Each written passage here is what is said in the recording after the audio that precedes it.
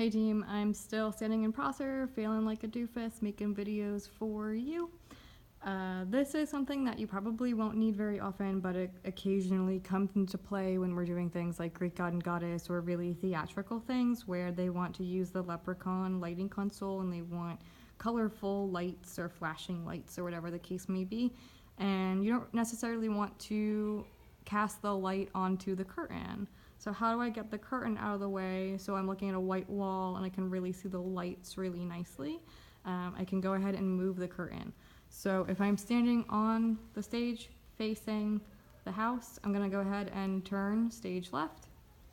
And I'm gonna start walking into the stage left wing.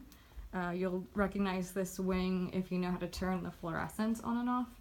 But instead of walking into the wing, I'm just gonna turn. And behind the curtain here, you can see the pulley.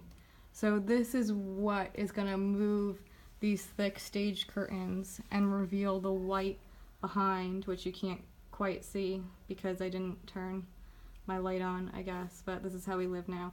So yeah, you can cast your light onto that instead of the screen. You'll pull the first string here down, and hopefully you heard that, and it's starting to then pull them away so that I can see that nice white screen.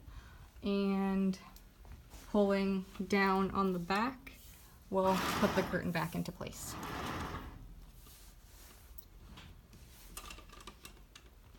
So there you have it. That's how you move the curtain on the stage in Prosser Auditorium.